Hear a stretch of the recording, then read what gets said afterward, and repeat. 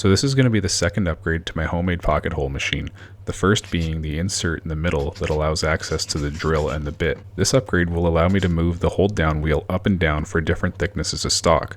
Once this piece is removed, I can come back with a chisel and just flatten all the raised bits by all the screws that previously had held this in place. Now that this piece has been cleaned up and flattened, I can bring it over to my router table where I have set a 3/8 inch straight bit and my fence in place with 2 stop blocks to make a slot on either side of this piece.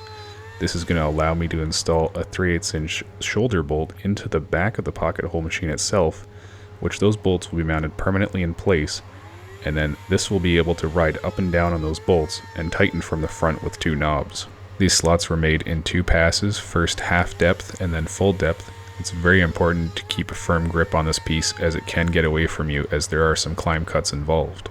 Now that the slots are made, I can place this piece on the pocket hole machine and trace out the slots onto the back.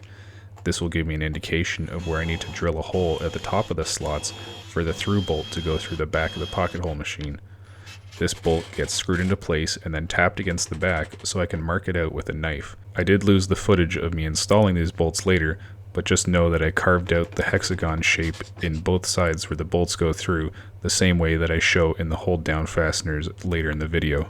Now that I can reference off the bolts, I can mark out where the handle location is, bring it over to the bandsaw and notch out a little bit to make clearance for the handle, now that this whole piece is going to be able to raise up.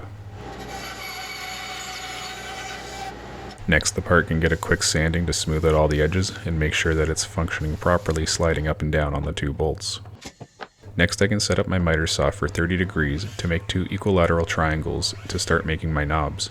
I was going to cut these out on the CNC, however, my PC decided to blow up, and amidst the coronavirus outbreak, it seems like delivery is a far ways away, so I had to do things the old-fashioned way.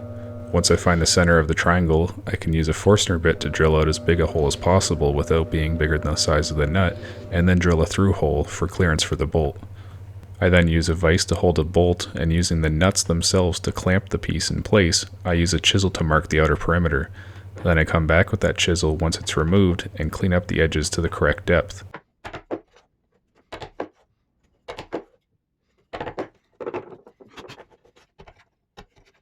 After all the waste material is removed, I can try the fit with the nut, and a little persuasion with a block of wood and the hammer never hurt anything. The knobs are now functional, however they're a little big and I don't really like the points on them, so I'm going to cut off the ends, bring them over to the bandsaw, and then give them a little shape and sand the edges smooth.